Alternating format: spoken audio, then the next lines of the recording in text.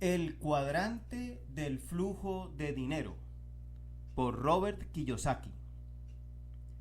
Capítulo 5. Los 7 niveles de inversionistas. Mi padre rico me preguntó una vez cuál es la diferencia entre una persona que apuesta a los caballos y una persona que selecciona acciones en la bolsa. No lo sé, fue mi respuesta. No es muy grande, me respondió. Nunca seas la persona que compra las acciones en la bolsa.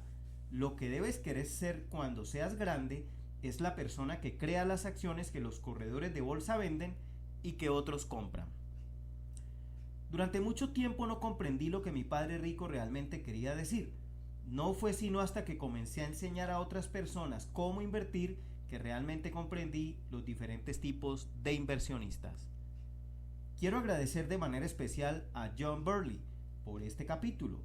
John está considerado como una de las mentes más brillantes en el mundo de las inversiones en bienes raíces.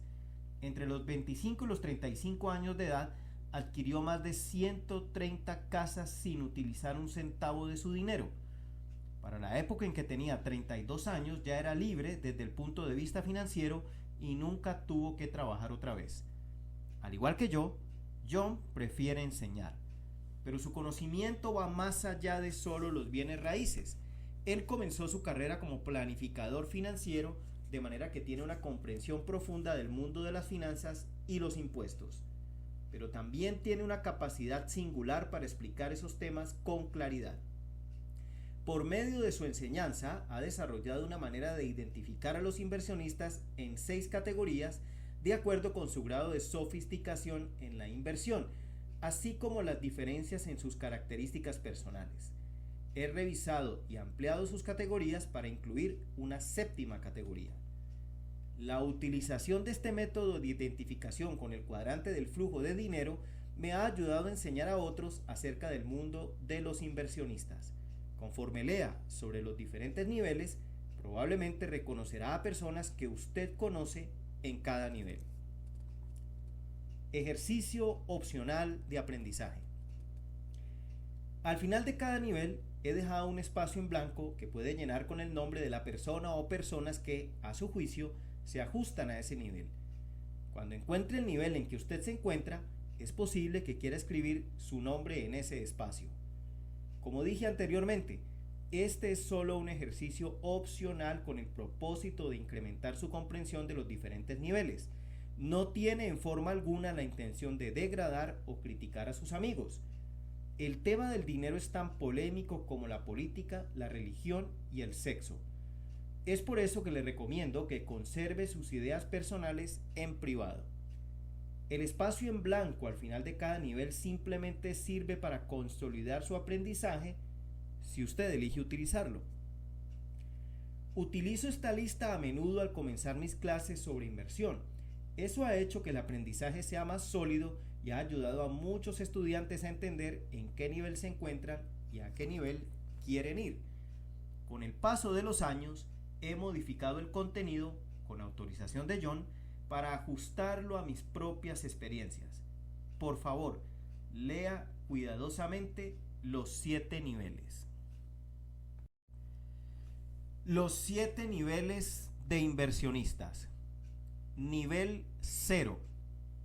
Aquellos que no tienen nada para invertir. Estas personas no tienen dinero que invertir. Ellos gastan todo lo que ganan o gastan más de lo que ganan. Existen muchas personas ricas, comillas, que están en esta categoría porque gastan tanto o más de lo que ganan. Desafortunadamente, este nivel 0 es la categoría en que se encuentra cerca del 50% de la población adulta. ¿Conoce usted algún inversionista del nivel 0? Nivel 1. Deudores. Estas personas resuelven sus problemas financieros pidiendo dinero prestado. A menudo incluso invierten con dinero prestado. Su idea de planificación financiera consiste en asaltar a Peter para pagarle a Paul. Viven sus vidas financieras con la cabeza en la arena como un avestruz, esperando y rezando para que todo salga bien. Aunque es posible que tengan unos cuantos activos, la realidad es que su nivel de deuda es simplemente demasiado alto. En su mayor parte, no están conscientes del dinero y de sus hábitos de gasto. Cualquier cosa valiosa que posean tiene una deuda correspondiente. Utilizan sus tarjetas de crédito de manera impulsiva y luego transfieren esa deuda y contraen una hipoteca a largo plazo con el fin de limpiar sus tarjetas de crédito que vuelven a utilizar. Si el valor de su casa se incrementa, vuelven a hipotecarla o adquieren una casa más grande y más cara. Estas personas creen que el valor de los bienes raíces se incrementa por sí solo. Las palabras pago inicial bajo, pagos mensuales fáciles, siempre les llama la atención. Con esas frases en mente, a menudo compran juguetes que se deprecian, como yates, piscinas, vacaciones y automóviles. Enlistan esos juguetes que se deprecian como activos y luego acuden nuevamente al banco para obtener otro préstamo y se preguntan por qué los han rechazado. Ir de compras es su forma favorita de ejercicio. Adquieren cosas que no necesitan y se repiten estas frases: oh, vamos, tú lo mereces, tú lo vales. Si no lo compro ahora, es posible que no vuelva a encontrarlo a un precio tan bueno. Está en rebaja. Quiero que mis hijos tengan lo que yo nunca tuve. Ellos creen que diferir la deuda durante un periodo prolongado es inteligente y se engañan a sí mismos con la idea de que trabajarán más duro y pagarán sus deudas algún día. Gastan todo lo que ganan y algo más. Se les conoce como consumidores. Los dueños de las tiendas y los vendedores de automóviles adoran a esta clase de gente. Si tienen dinero, lo gastan. Si no tienen dinero, lo piden prestado. Cuando se les pregunta cuál es su problema, responden que simplemente no ganan suficiente dinero. Piensan que al ganar más dinero resolverían su problema. Sin importar cuánto dinero ganen, solo se endeudan más. Muy pocos de ellos se dan cuenta de que el dinero que ganan hoy en día les parecía una fortuna o un sueño apenas ayer. Pero hoy en día, a pesar de que han logrado el ingreso que soñaban, todavía no es suficiente. No se dan cuenta de que el problema no es necesariamente su ingreso o falta de ingreso, sino sus hábitos con el dinero. Algunos eventualmente llegan a creer que su situación no tiene salida y se rinden. Al hacerlo, entierran la cabeza más profundamente y siguen haciendo las mismas cosas. Sus hábitos de pedir prestado, comprar y gastar están fuera de control. De la misma forma en que el comedor compulsivo come cuando está deprimido, estas personas gastan cuando están deprimidas. Gastan, se deprimen y gastan más. A menudo discuten con sus seres queridos acerca del dinero y defienden airadamente su necesidad de comprar esto o aquello. Viven en la negación financiera absoluta y pretenden que sus problemas de dinero desaparecerán algún día de manera milagrosa, o hacen como si tuvieran siempre suficiente dinero para gastar en todo aquello que desean. Este nivel de inversionista frecuentemente parece ser rico. Ellos pueden tener grandes casas y automóviles deslumbrantes, pero si usted revisa, los han adquirido con dinero prestado. También es posible que ganen mucho dinero, pero se encuentran a solo un accidente profesional de la ruina. Yo tuve a un expropietario de negocios en mis clases.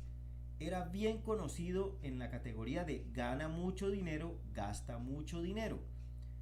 Durante varios años tuvo una floreciente cadena de joyerías. Sin embargo, su negocio desapareció tras una mala época en la economía. Pero sus deudas no desaparecieron con él.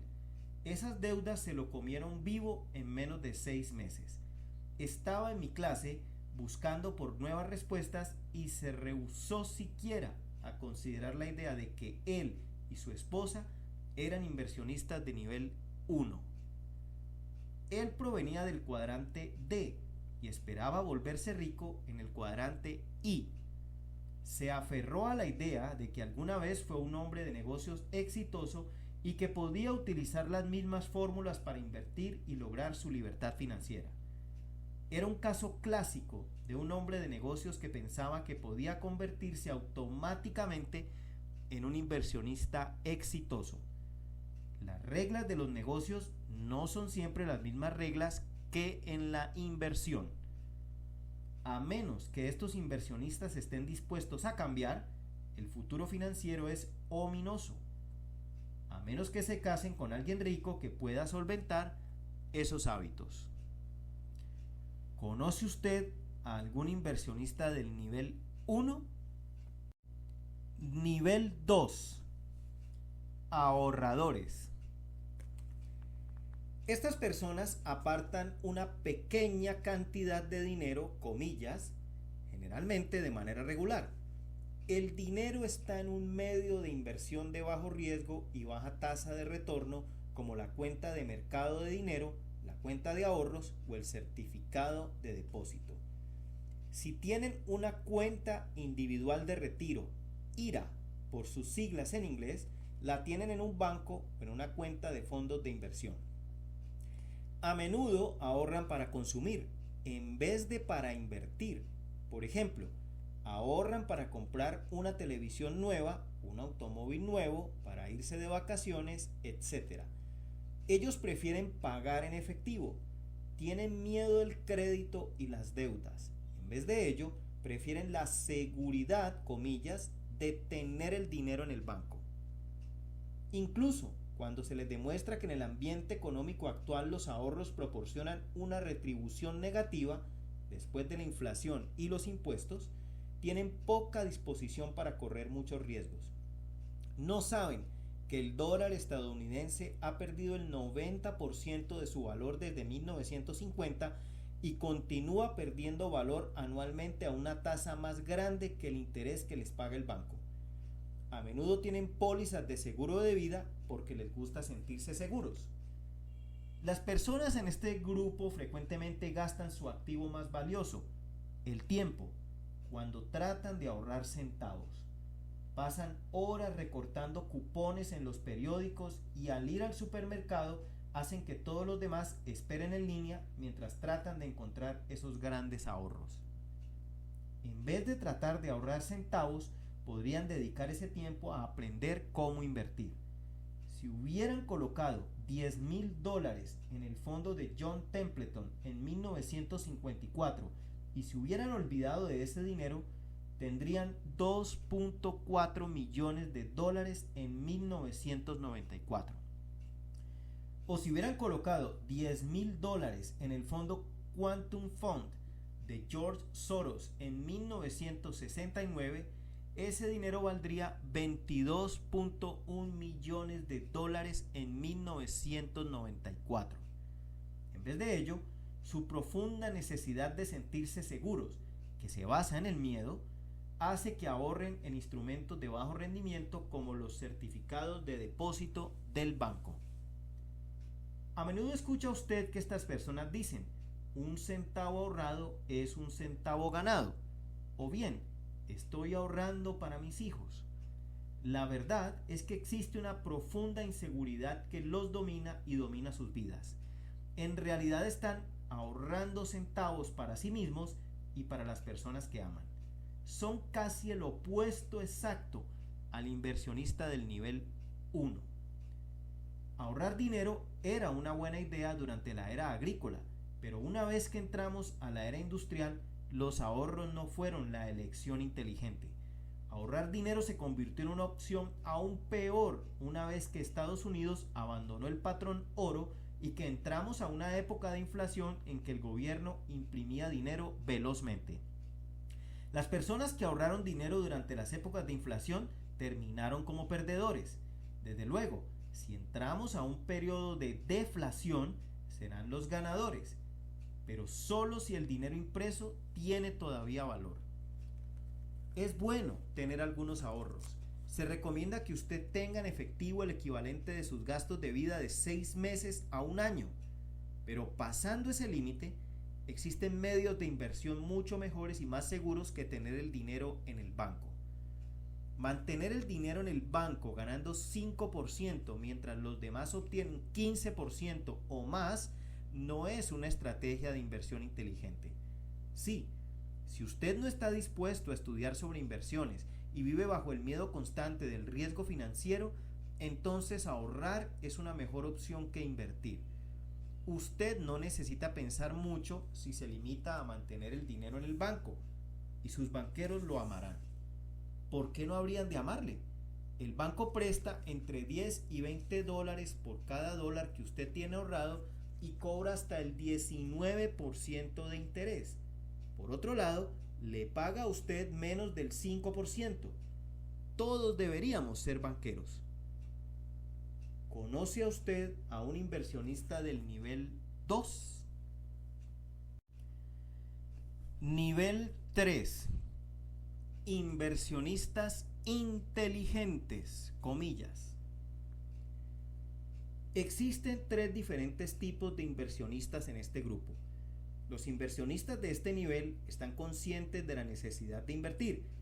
Es posible que incluso participen en los planes de retiro de la compañía del tipo 401k, la pensión, los planes superanuales, etc.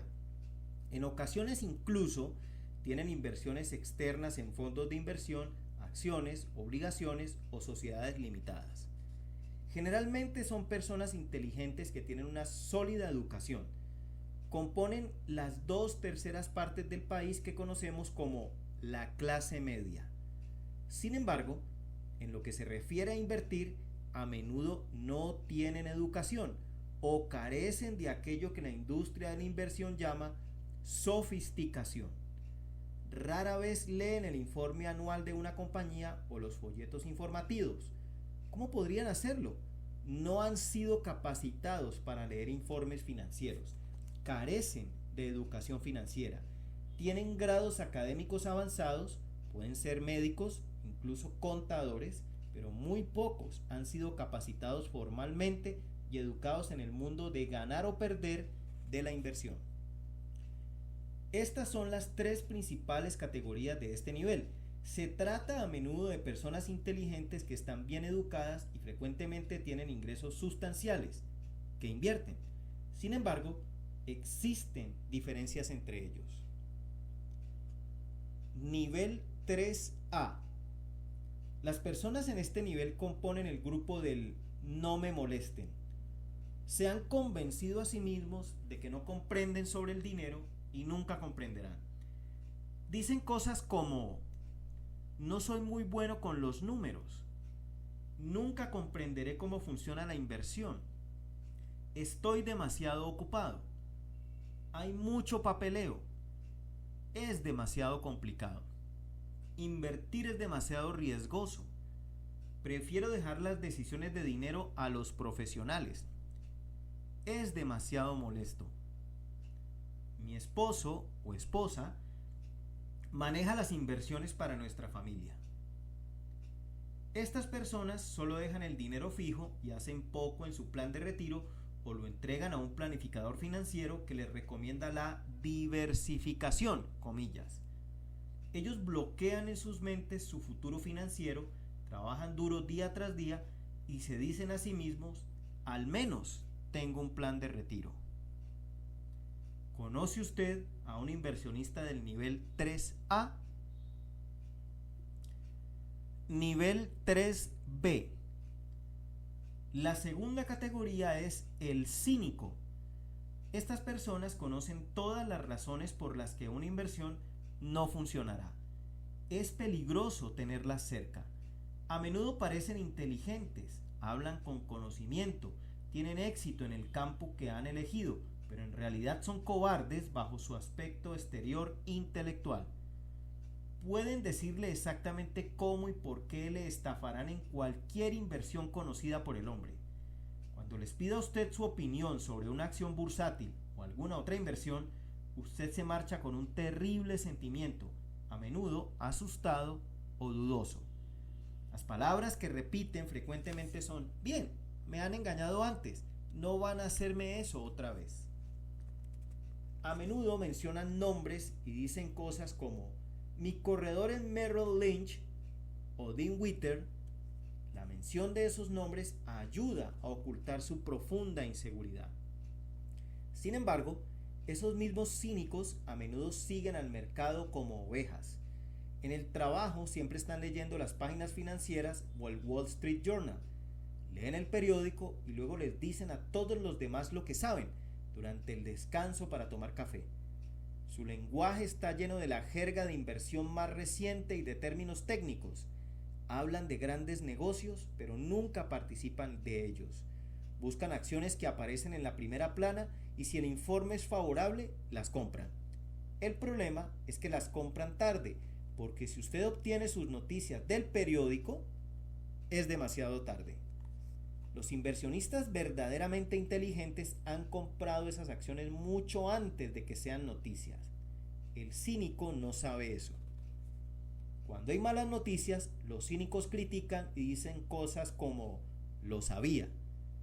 Creen que están en el juego, pero en realidad son solo un espectador que está parado a un lado del campo. A menudo quieren entrar al juego, pero muy adentro tienen miedo de ser lastimados. La seguridad es más importante que la diversión. Los psiquiatras informan que el cinismo es la combinación del miedo y la ignorancia, que a su vez causa arrogancia. Estas personas a menudo participan tarde en los grandes movimientos del mercado y esperan una prueba que demuestre que su decisión de inversión fue la decisión correcta. Dado que esperan esa prueba, adquieren tarde cuando el mercado ha llegado a su punto más alto y venden cuando el mercado está en un punto bajo o cuando hay un crack. Ellos etiquetan nuevamente como estafa esa compra a la alza y venta a la baja. Todo aquello que ellos temían que ocurriera, ocurre una y otra vez. Los cínicos son los que los negociantes bursátiles llaman cerdos. Chillan mucho y se precipitan a su propia carnicería. Compran caro y venden barato. ¿Por qué? Porque son tan inteligentes, comillas, que se han vuelto demasiado precavidos. Son inteligentes, pero están aterrados de correr riesgos o de cometer errores, por lo que estudian mucho y se vuelven más inteligentes. Mientras más conocen, más riesgo perciben, de manera que estudian más. Su precaución cínica les hace esperar hasta que es demasiado tarde. Entran al mercado cuando la codicia finalmente es mayor que su miedo. Se acercan al abrevadero como todos los demás cerdos y los matan. Pero la peor parte del cínico es que infectan a las personas que les rodean con su miedo profundo disfrazado como inteligencia. En lo que se refiere a inversión, pueden decirle a usted por qué las cosas no funcionarán, pero no pueden decirle cómo funcionarán. Los ámbitos de las universidades, el gobierno, la religión y los medios de comunicación están llenos de estas personas. Les gusta escuchar sobre desastres financieros o conductas incorrectas con el fin de difundir la palabra, comillas. Sin embargo, rara vez tienen algo bueno que decir sobre el éxito financiero. A un cínico le resulta más sencillo descubrir lo que está mal. Es su manera de protegerse a sí mismo de revelar su falta de conocimiento o su falta de coraje. Los cínicos originales eran una secta de la antigua Grecia, despreciados por su arrogancia y su desdén sarcástico por el mérito y el éxito. Se les apodaba los hombres perro. Cínico viene de la palabra griega cínicos, que significa perro. En lo que se refiere al dinero, existen muchas personas perro, muchos que son inteligentes y bien educados. Tenga cuidado en no permitir que las personas perro arruinen sus sueños financieros. Aunque es verdad que el mundo del dinero está lleno de estafadores, ladrones y charlatanes. ¿Qué industria no lo está? Es posible volverse rico rápidamente con poco dinero y con poco riesgo. Es posible, pero solo si usted está dispuesto a hacer su parte para que sea posible. Una de las cosas que usted necesita hacer es mantener su mente abierta y estar consciente de los cínicos así como de los estafadores. Ambos son peligrosos. ¿Conoce usted a un inversionista del nivel 3B? Nivel 3C. La tercera categoría de este nivel es el apostador. Los miembros de este grupo también son llamados cerdos por los negociantes profesionales. Sin embargo, aunque los cínicos son demasiado precavidos, este grupo no es lo suficientemente precavido.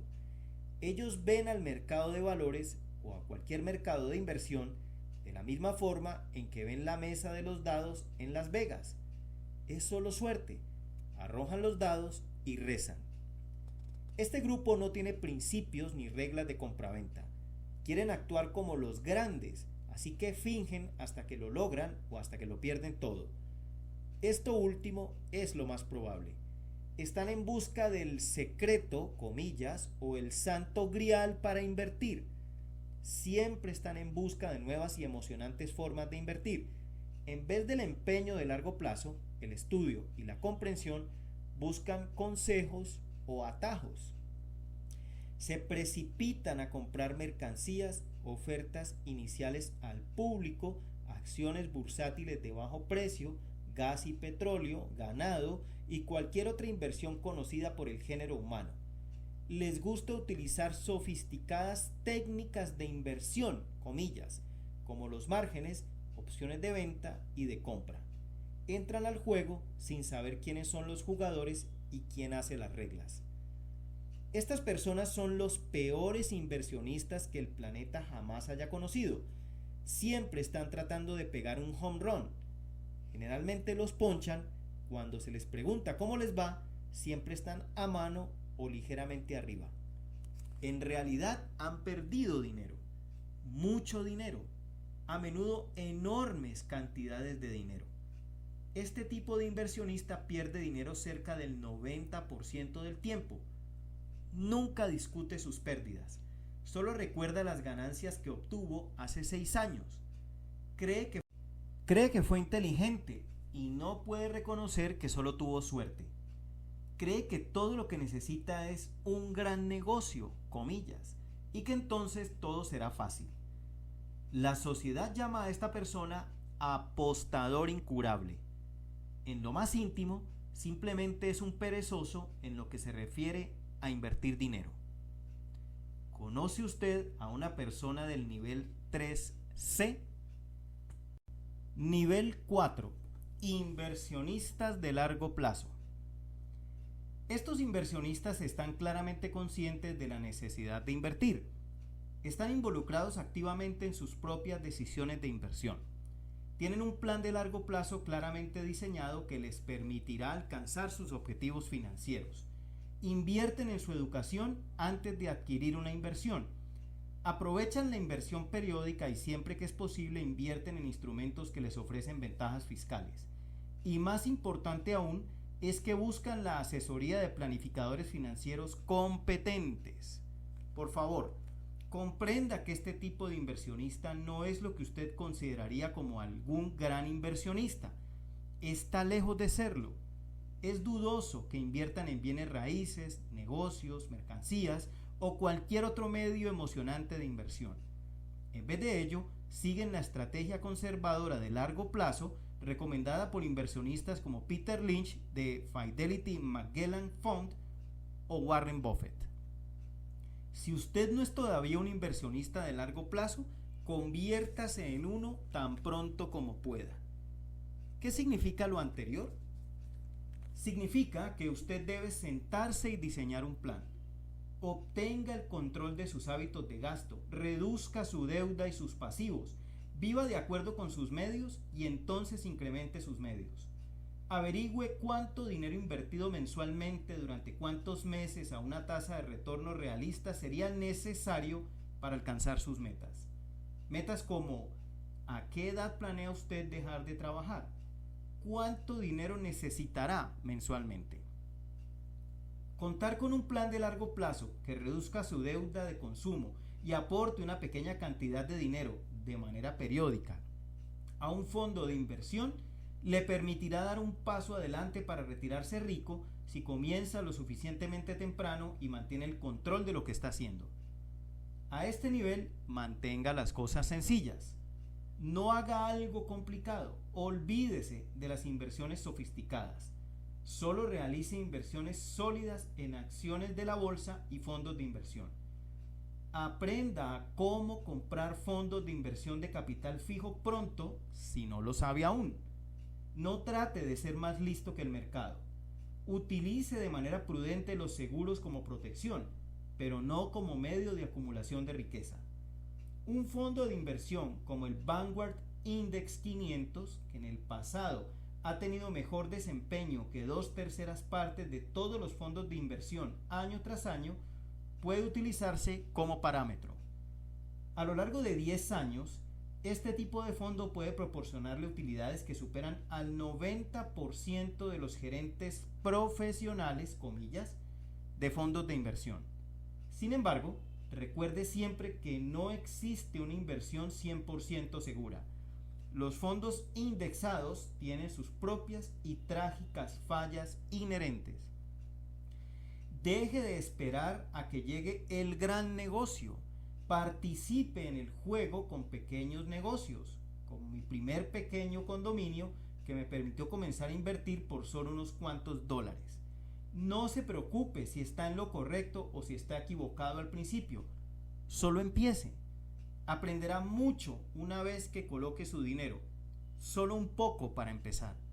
El dinero tiene una forma de incrementar rápidamente la inteligencia. El miedo y las dudas lo retrasan. Usted siempre puede avanzar a un juego más grande, pero nunca podrá obtener de regreso el tiempo y la educación que perdió al esperar para hacer lo correcto o hacer el gran negocio. Recuerde, las pequeñas transacciones a menudo conducen a transacciones mayores, pero usted debe comenzar. Comience hoy mismo, no espere más. Destruya sus tarjetas de crédito, deshágase de los objetos costosos e inútiles y llame a un buen fondo de inversión que no cobre comisión, aunque no existe en realidad un verdadero fondo de inversión que no cobre comisión. Siéntese con sus seres amados y desarrolle un plan. Visite a un planificador financiero o acuda a la biblioteca y lea acerca de planificación financiera y comience a apartar el dinero, incluso si solo son $50 mensuales, para usted mismo. Mientras más espere, más gastará uno de sus activos más preciosos, el intangible e invaluable activo del tiempo. Una observación interesante. El nivel 4 es el nivel del que provienen la mayoría de los millonarios de los Estados Unidos. El libro El millonario de la puerta de al lado describe a los millonarios promedio que conducen un Ford Taurus, poseen una compañía y viven de acuerdo con sus medios. Ellos estudian o están informados sobre inversiones, tienen un plan e invierten a largo plazo. No hacen nada elegante, arriesgado o sexy en lo que se refiere a inversión. Son verdaderamente conservadores y sus hábitos financieros equilibrados son los que los hace ricos y exitosos a largo plazo. Para las personas a quienes no les gusta el riesgo y preferirían enfocarse en su profesión, trabajo o carrera, en vez de pasar mucho tiempo estudiando el tema de la inversión, el nivel 4 es necesario si usted desea vivir una vida próspera y abundante desde el punto de vista financiero. Para esos individuos es aún más importante buscar la asesoría de los planificadores financieros. Pueden ayudarle a desarrollar su propia estrategia de inversión e iniciar por el camino correcto con un patrón de inversión a largo plazo. Este nivel de inversionista es paciente y utiliza la ventaja del tiempo. Si usted comienza temprano e invierte regularmente, puede obtener una riqueza fenomenal. Si usted comienza tarde en la vida, después de los 45 años, este nivel puede no funcionar, especialmente entre nuestros días y el año 2010. ¿Conoce a usted a un inversionista del nivel 4? Nivel 5. Inversionistas sofisticados. Estos inversionistas pueden darse el lujo, comillas, de poner en práctica estrategias de inversión más agresivas o riesgosas. ¿Por qué? Porque tienen buenos hábitos relacionados con el dinero, una sólida base de efectivo y también conocimientos sobre las inversiones. No son jugadores novatos, están concentrados, generalmente no están diversificados.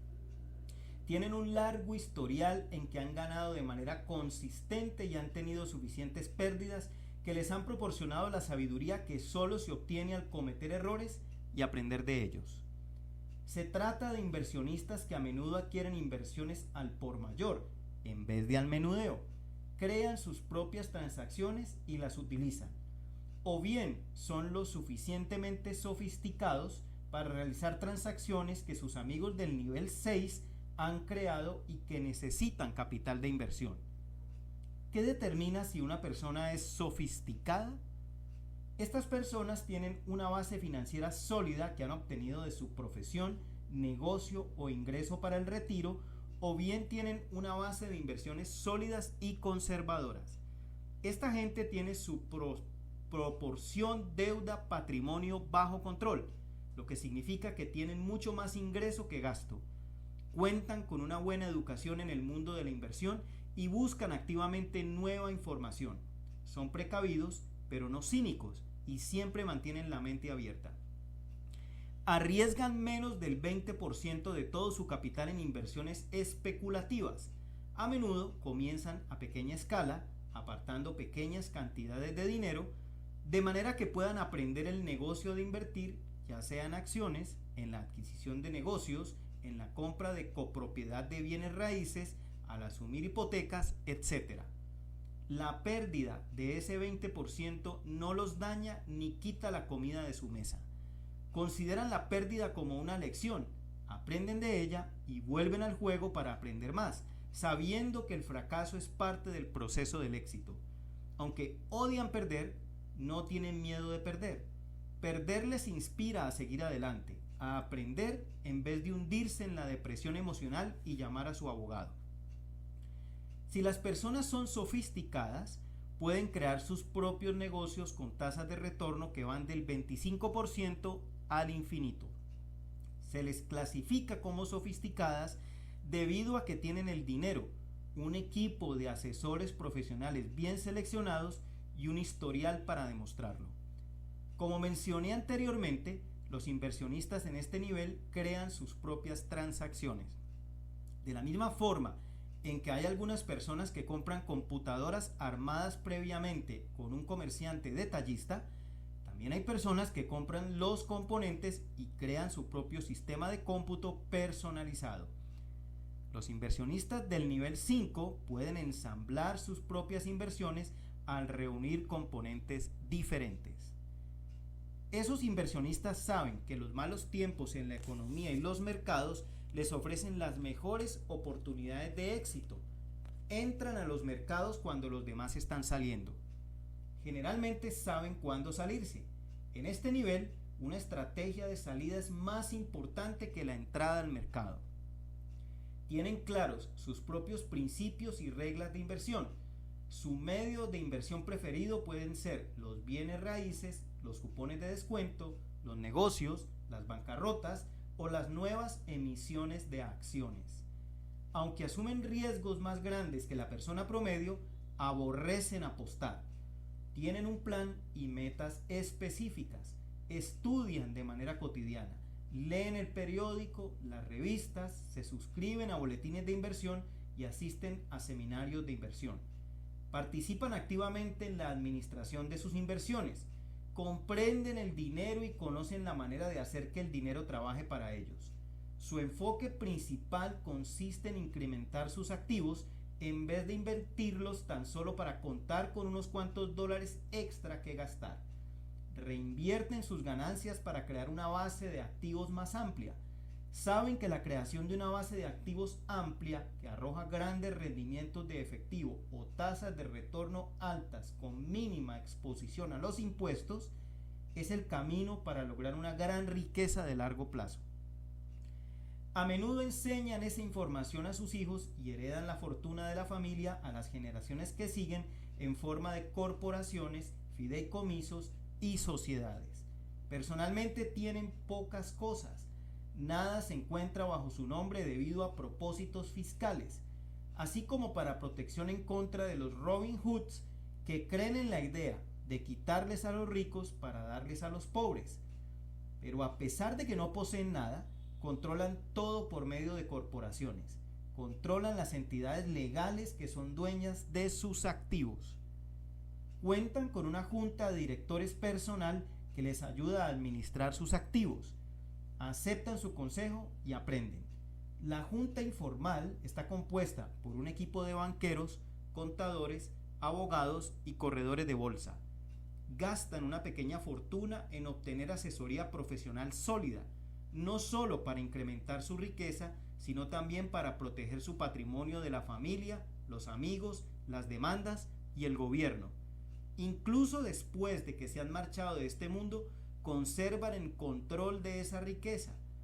Estas personas son llamadas frecuentemente los gerentes del dinero. Incluso después de su muerte, continúan dirigiendo los destinos del dinero que han creado. ¿Conoce usted a un inversionista del nivel 5? Nivel 6. Capitalistas. Pocas personas en el mundo alcanzan este nivel de excelencia de inversión. En Estados Unidos, menos de una persona de cada 100 es un verdadero capitalista. Esta persona generalmente es un excelente D, así como un I, porque él o ella pueden crear un negocio y una oportunidad de inversión de manera simultánea. Los inversionistas del nivel 5 generalmente crean inversiones solo para su propio portafolio, utilizando su propio dinero. Los verdaderos capitalistas, por otra parte, crean inversiones para sí mismos y para otros al utilizar las habilidades y recursos financieros de otras personas.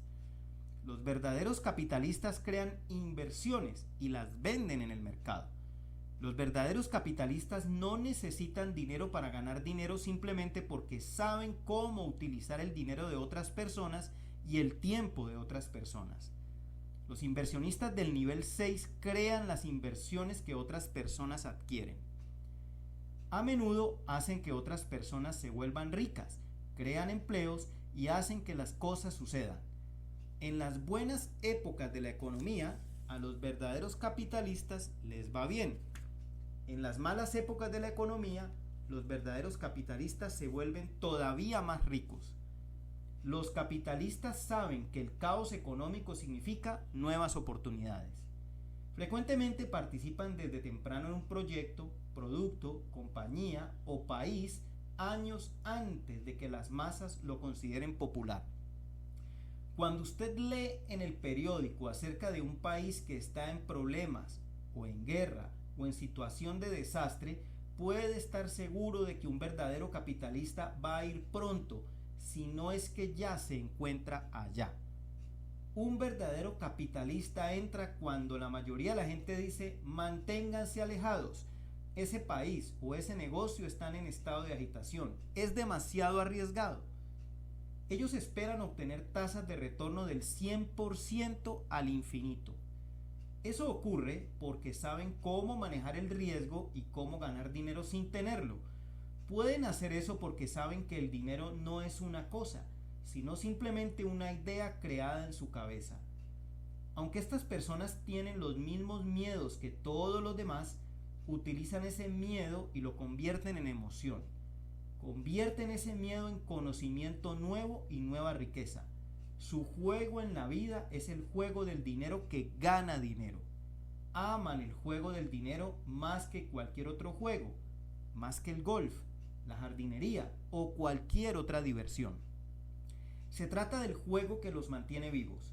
Ya sea que ganen o pierdan dinero, usted puede siempre escucharles decir: amo este juego. Eso es lo que los hace capitalistas. Al igual que los inversionistas del nivel 5, los inversionistas de este nivel son también excelentes gerentes del dinero. Cuando usted estudia a la mayoría de las personas de este nivel, a menudo descubre que son generosos con sus amigos, familias, iglesias y con la educación. Considere algunas de las personas famosas que fundaron nuestras instituciones de aprendizaje bien conocidas. Rockefeller ayudó a crear la Universidad de Chicago. Y JP Morgan influyó en Harvard con mucho más que solo dinero. Otros capitalistas que dieron sus nombres a las instituciones que ayudaron a crear incluyen a Vanderbilt, Duke y Stanford. Representan a los grandes capitanes no solo de la industria, sino también de la educación. Hoy en día, Sir John Templeton aporta generosamente a la religión y a la espiritualidad, y George Soros dona cientos de millones a las causas en que cree. Tampoco olvidemos la Fundación Ford y la Fundación Getty, así como la donación de Ted Turner por $1 billón a la Organización de las Naciones Unidas. Así que, contrariamente a lo que dice la mayoría de los cínicos intelectuales y críticos de nuestras escuelas, gobierno, iglesias y medios de comunicación, los verdaderos capitalistas han contribuido en otras formas, además de ser solo capitanes de la industria, proporcionar trabajos y ganar mucho dinero. Para crear un mundo mejor necesitamos más capitalistas, no menos, como muchos cínicos le harían creer a usted. En realidad existen muchos más cínicos que capitalistas, cínicos que hacen más ruido y mantienen con miedo a millones de personas, buscando la seguridad en vez de la libertad. Como dice siempre mi amigo Kate Cunningham, nunca he visto una estatua erigida a un cínico, ni una universidad fundada por un cínico. ¿Conoce usted a un inversionista del nivel 6? Antes de seguir leyendo, este apartado complementa la explicación del cuadrante del flujo de dinero. Este último capítulo trató sobre la sección I del cuadrante. Antes de seguir adelante, he aquí otra pregunta. ¿Qué nivel de inversionista le corresponde a usted? Si es verdaderamente sincero en lo que se refiere a volverse rico rápidamente, lea y relea los 7 niveles. Cada vez que yo leo los niveles, advierto un poco de mí mismo en todos ellos. Reconozco no solo las fortalezas, sino además lo que Zig Ziglar llama las fallas de carácter que me impiden avanzar. La manera de obtener una gran riqueza financiera consiste en apuntalar sus fortalezas y superar sus fallas de carácter. Y la manera de hacerlo consiste en reconocerlas primero, en vez de pretender que usted no tiene fallas. Todos queremos pensar lo mejor de nosotros mismos. Yo he soñado durante la mayor parte de mi vida en ser un capitalista de nivel 6. Yo sé que eso es en lo que quería convertirme desde el momento en que mi padre rico me explicó las similitudes entre una persona que escoge acciones bursátiles y alguien que apuesta a los caballos. Sin embargo, al estudiar los diferentes niveles de la lista, pude ver las fallas de carácter que me impedían avanzar. Aunque no opero actualmente como un inversionista de nivel 6, continúo leyendo y releyendo los 7 niveles y trato de mejorarme a mí mismo. He encontrado fallas de carácter en mí mismo del nivel 3C, que a menudo aparecen en épocas en que me encuentro presionado. El apostador que llevo dentro era bueno, pero al mismo tiempo no era bueno. Así que con la guía de mi esposa y mis amigos y educación adicional, comencé inmediatamente a enfrentar mis fallas de carácter y a convertirlas en fortalezas. Mi efectividad como inversionista del nivel 6 mejoró inmediatamente. He aquí otra pregunta para usted. ¿Qué nivel de inversionista desea usted ser en el futuro? Si la respuesta a la pregunta número 2 es la misma que a la pregunta número 1, entonces usted está donde desea estar. Si usted es feliz en donde se encuentra en lo que se refiere a ser un inversionista, entonces no hay necesidad de seguir leyendo este libro.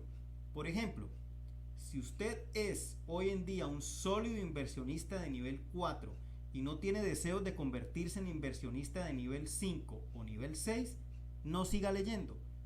Una de las más grandes alegrías de la vida consiste en ser feliz donde usted está. Felicidades. Advertencia. Cualquiera que tenga como meta convertirse en inversionista de los niveles 5 o 6 debe desarrollar antes sus habilidades como inversionista del nivel 4.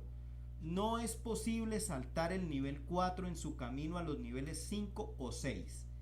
Cualquiera que trata de convertirse en inversionista de los niveles 5 o 6 sin tener las aptitudes del inversionista del nivel 4 es en realidad un inversionista de nivel 3, un apostador.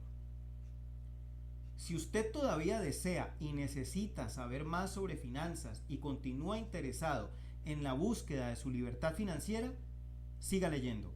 Los capítulos restantes tratan principalmente de las características de quienes están en los cuadrantes D e I.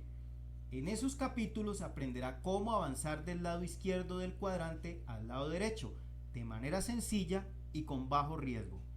El paso del lado izquierdo al lado derecho continuará enfocándose en los activos intangibles que hacen posible obtener los activos tangibles en el lado derecho del cuadrante. Antes de seguir adelante, tengo una última pregunta. Para pasar de no tener un hogar a convertirnos en millonarios en menos de 10 años, ¿qué nivel de inversionista cree usted que Kim y yo tuvimos que ser? La respuesta se encuentra en el siguiente capítulo, donde compartiré algunas experiencias de aprendizaje de mi trayecto personal hacia la libertad financiera.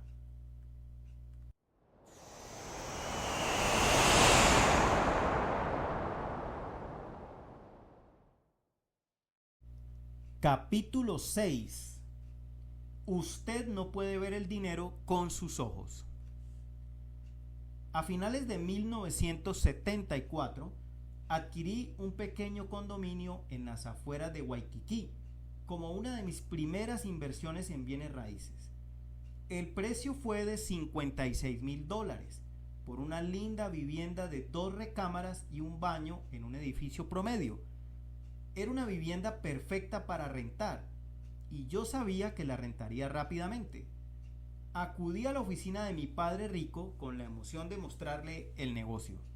Miró los documentos y en menos de un minuto volteó y me preguntó: ¿cuánto dinero estás perdiendo mensualmente? Cerca de $100, le dije. No seas tonto, me dijo. No he revisado los números, pero ya puedo afirmar con base en los documentos escritos que estás perdiendo mucho más que eso. Además, ¿por qué invertiste a sabiendas en algo que pierde dinero? Bien, la vivienda tiene un lindo aspecto y pensé que se trataba de un buen negocio. Un poco de pintura y el lugar estará tan bien como nuevo. Eso no justifica perder dinero a sabiendas, dijo sonriente mi padre rico. Bien, mi agente de bienes raíces me dijo que no debía preocuparme por perder dinero cada mes. Me dijo que en un par de años el precio de la vivienda se duplicaría y que además el gobierno me proporcionaría un incentivo fiscal sobre el dinero que pierda. Además, era un buen negocio, tan bueno que me dio miedo que alguien más lo comprara si yo no lo hacía. Mi padre rico se puso de pie y cerró la puerta de su oficina. Cuando hacía eso, yo sabía que estaba a punto de enseñarme una lección importante. Yo había pasado por este tipo de sesiones educativas anteriormente. ¿Cuánto dinero estás perdiendo al mes?, volvió a preguntar mi padre rico. Cerca de $100 al mes, le repetí nerviosamente. Mi padre rico sacudió la cabeza mientras revisaba los documentos. La lección estaba a punto de comenzar.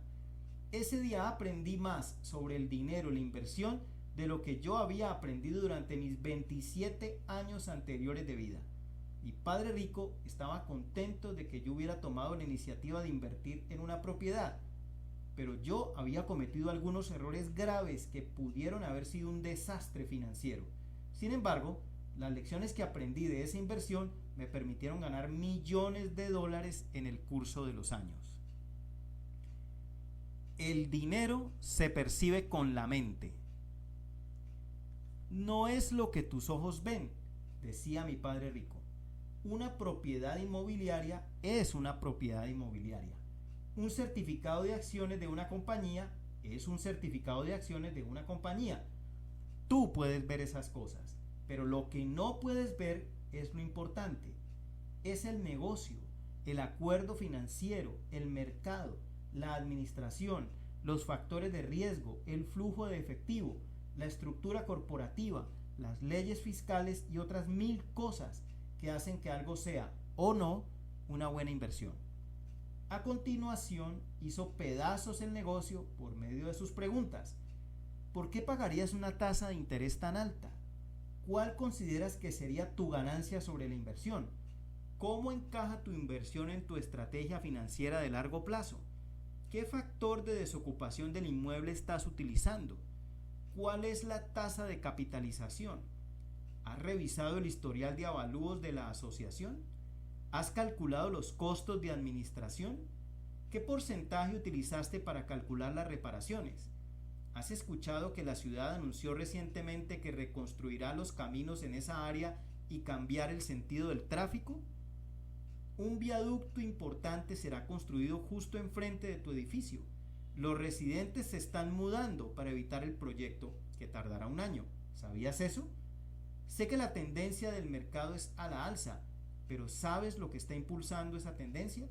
¿Factores económicos o codicia? ¿Cuánto tiempo piensas que durará esa tendencia a la alza? ¿Qué pasará si ese lugar no se renta? Y si no se renta, ¿cuánto tiempo puedes mantenerlo a flote y mantenerte a flote? Y nuevamente, ¿qué te pasó por la mente que te hizo pensar que perder dinero es un buen negocio? Esto realmente me tiene preocupado. Me pareció que era un buen negocio, le dije, desilusionado. Mi padre rico sonrió, se puso de pie y estrechó mi mano. Estoy contento de que emprendiste una acción, me dijo. La mayor parte de la gente piensa, pero nunca hace. Si haces algo, cometes errores y es de los errores de los que aprendemos más. Recuerda que en el salón de clases no puede aprenderse algo importante en realidad. Debe ser aprendido mediante la acción, al cometer errores y corregirlos. Es entonces cuando se obtiene la sabiduría. Me sentí un poco mejor y ahora estaba listo para aprender. La mayoría de la gente, dijo mi padre rico, invierte el 95% con los ojos y solo el 5% con la mente. Mi padre rico me explicó que la gente mira la propiedad inmobiliaria o el nombre de las acciones de la bolsa y a menudo toman la decisión con base en lo que ven sus ojos o en lo que les dice su corredor de bolsa o con base en el consejo de un compañero de trabajo. A menudo compran de manera emocional en vez de hacerlo racionalmente. Esa es la razón por la que 9 de cada 10 inversionistas no ganan dinero, me dijo mi padre rico. Aunque no necesariamente pierden dinero, simplemente no ganan dinero. Solo salen a mano, ganando un poco y perdiendo un poco. Eso se debe a que invierten con los ojos y las emociones, en vez de hacerlo con la mente. Muchas personas invierten porque quieren volverse ricos rápidamente, así que en vez de convertirse en inversionistas, terminan siendo soñadores, jugadores agresivos, apostadores o ampones. El mundo está lleno de ellos. Sentémonos a revisar nuevamente este negocio perdedor que has traído y te enseñaré cómo convertirlo en un negocio ganador. Comenzaré por enseñarte a ver con la mente lo que no pueden ver tus ojos. De malo a bueno. A la mañana siguiente regresé con el agente de bienes raíces, rechacé el acuerdo y reabrí la negociación. No fue un proceso placentero, pero aprendí mucho. 3 días más tarde regresé a ver a mi padre rico. El precio seguía siendo el mismo. El agente obtuvo su comisión completa porque la merecía. Había trabajado duro para ganarla, pero aunque el precio seguía siendo igual, los términos de la inversión eran muy diferentes. Al renegociar la tasa de interés, los términos de pago y el periodo de amortización, en vez de perder dinero, yo estaba seguro ahora de ganar una utilidad neta de $80 mensuales, incluso después de los honorarios de administración y de tomar en cuenta un factor de desocupación del inmueble. Además, podía bajar la renta y seguir ganando dinero si el mercado empeoraba. Yo definitivamente subiría la renta en caso de que el mercado mejorara. Yo estimé que ibas a perder al menos $150 mensuales, dijo mi padre rico. Probablemente más. Si hubieras seguido perdiendo $150 mensuales con base en tu salario y gastos, ¿cuántos más de estos negocios podrías realizar? Apenas uno, le respondí. La mayoría de los meses no tengo $150 extra. Si hubiera celebrado el trato original, hubiera tenido dificultades financieras cada mes. Incluso con los incentivos fiscales, probablemente hubiera tenido que buscar un empleo extra para pagar por esta inversión. Y ahora, ¿cuántos más de estos negocios con un flujo de efectivo positivo de $80 puedes celebrar?, me preguntó mi padre rico. Sonreí y le contesté: tantos como pueda conseguir. Mi padre rico asintió en señal de aprobación. Ahora vete a la calle y consigue más de ellos. Unos años después, los precios de los bienes raíces en Hawái se dispararon. Sin embargo, en vez de tener solo una propiedad que incrementó su valor, yo tenía 7 que duplicaron su valor. Ese es el poder de un poco de inteligencia financiera. Usted no puede hacer eso. Un comentario adicional de importancia sobre mi primera inversión inmobiliaria. Cuando le llevé mi nueva oferta a la gente de bienes raíces, todo lo que me dijo fue: usted no puede hacer eso. Lo que tardó más tiempo fue convencer a la gente para que comenzara a pensar en la manera en que podíamos hacer lo que yo quería. En cualquier caso, aprendí muchas lecciones de esa primera inversión, y una de ellas fue darme cuenta de que cuando alguien le dice usted no puede hacer eso, es posible que tengan un dedo apuntándole, pero tienen 3 dedos apuntándose a sí mismos. Mi padre rico me enseñó que la frase usted no puede hacer eso no necesariamente significa que usted no puede. A menudo significa que ellos no pueden. Un ejemplo clásico de lo anterior tuvo lugar hace muchos años, cuando la gente le decía a los hermanos Wright: ustedes no pueden hacer eso. Gracias a Dios, los hermanos Wright no prestaron atención. 1.4 billones de dólares en busca de un hogar. Cada día, 1.4 billones de dólares dan la vuelta al planeta de manera electrónica, y esa cantidad se incrementa. Actualmente se crea más dinero y hay más dinero disponible que nunca. El problema es que el dinero es invisible. Hoy en día, el tráfico de esa cantidad se hace por medios electrónicos. Así que cuando la gente busca el dinero con sus ojos, no puede ver nada. La mayoría de la gente lucha por sobrevivir de quincena en quincena, y sin embargo, 1.4 billones de dólares vuelan alrededor del planeta cada día, en busca de alguien que quiera tenerlos, en busca de alguien que sepa cómo cuidarlos, nutrirlos y hacerlos crecer. Si usted sabe cómo cuidar del dinero, el dinero acudirá hacia usted. La gente le suplicará que lo acepte. Pero si no sabe cómo cuidar del dinero, el dinero se mantendrá alejado de usted. Recuerde la definición de mi padre rico de inteligencia financiera. No es cuánto dinero gane usted, sino cuánto dinero conserve, qué tan duro trabaje para usted y para cuántas generaciones lo conserve. Los ciegos que guían a los ciegos. La persona promedio es 95% ojos y solo 5% mente cuando invierte, dijo mi padre rico. Si usted quiere convertirse en un profesional en el lado D e I del cuadrante, necesita entrenar sus ojos para que sean solo 5% y entrenar su mente para que vea el otro 95%. Mi padre rico explicó que la gente que entrenaba su mente para ver el dinero tenía un poder tremendo sobre la gente que no lo hacía.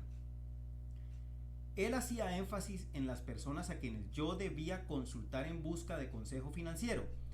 La razón por la que la mayoría de la gente tiene problemas financieros es porque aceptan el consejo de personas que también están ciegas mentalmente respecto del dinero.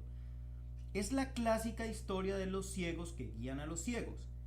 Si quiere que el dinero acuda a usted, debe saber cómo cuidar de él.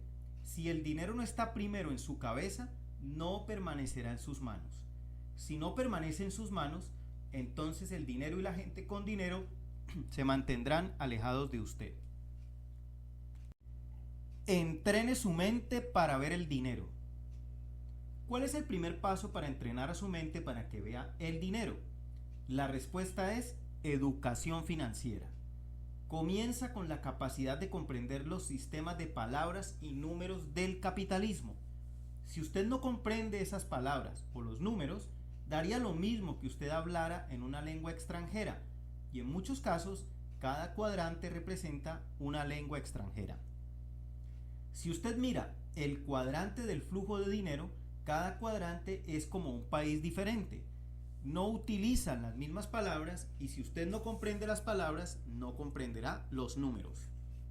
Por ejemplo, si un médico le dice su presión sistólica es de 120 y su presión diastólica es de 80, ¿es eso bueno o malo? ¿Es eso todo lo que usted necesita saber sobre su salud? La respuesta obviamente es no. Sin embargo, es una forma de empezar. Sería como preguntar, la relación precio-utilidad de mis acciones es de 12 y la tasa de capitalización de mi edificio de apartamentos es de 12. ¿Eso es todo lo que necesito saber sobre mi riqueza? Nuevamente, la respuesta es no.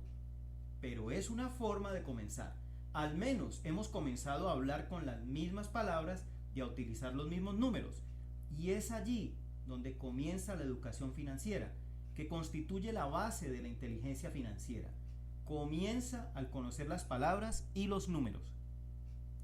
El doctor habla en el cuadrante A y la otra persona habla con las palabras y los números del cuadrante I.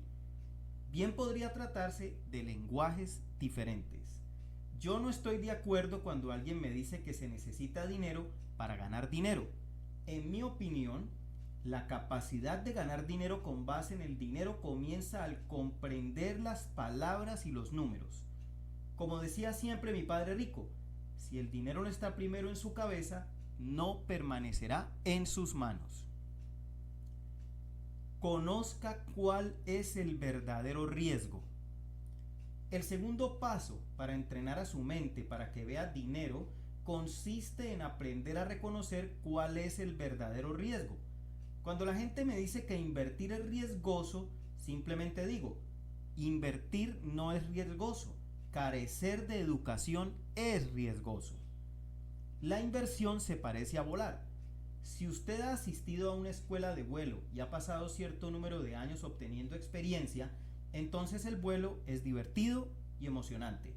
Pero si usted nunca ha estado en una escuela de vuelo, le recomendaría que deje que alguien más se encargue de volar. El mal consejo es riesgoso.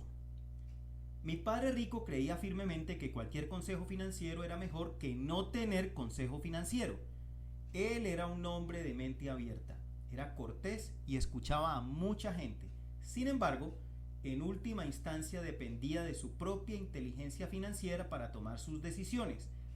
Si usted no sabe nada, entonces cualquier consejo es mejor que ningún consejo.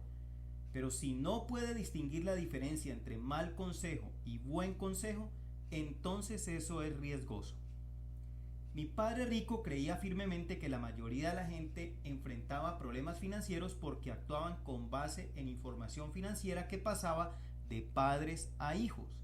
Y la mayoría de la gente no proviene de familias con finanzas sólidas. El mal consejo financiero es riesgoso y la mayoría de los malos consejos se ofrecen en casa, decía a menudo. No por lo que se dice, sino por lo que se hace. Los hijos aprenden del ejemplo más que de las palabras. Sus consejeros solo son tan listos como usted. Mi padre rico decía, sus consejeros solo pueden ser tan listos como lo es usted. Si usted no es listo, no pueden decirle mucho. Si usted tiene una buena educación financiera, los asesores competentes pueden darle un consejo sofisticado. Si usted es cándido desde el punto de vista financiero, de acuerdo con la ley, deben ofrecerle solo estrategias seguras. Si usted es un inversionista que no es sofisticado, solo pueden ofrecerle inversiones de bajo riesgo y bajo rendimiento. A menudo les recomendarán la diversificación a los inversionistas que no son sofisticados. Muy pocos asesores deciden tomarse el tiempo de enseñarle. Su tiempo también es dinero. Así que si usted decide convertirse en una persona con educación financiera y manejar bien su dinero, entonces un asesor competente puede informarle sobre inversiones y estrategias que solo unos cuantos verán jamás. Pero antes, usted debe hacer su parte al educarse. Recuerde siempre, su asesor solo puede ser tan listo como lo es usted. ¿Le está mintiendo su banquero? Mi padre rico tenía tratos con varios banqueros. Ellos constituían una parte importante de su equipo financiero. Aunque era amigo cercano de sus banqueros y los respetaba, siempre sintió que tenía que cuidar de su propio interés, ya que esperaba que los banqueros cuidaran de sus propios intereses. Después de mi experiencia de inversión de 1974, me preguntó: cuando un banquero afirma que tu casa es un activo, ¿te está diciendo la verdad? Dado que la mayoría de la gente no tiene educación financiera y no conoce el juego del dinero, a menudo aceptan la opinión y el consejo de las personas en quienes confían.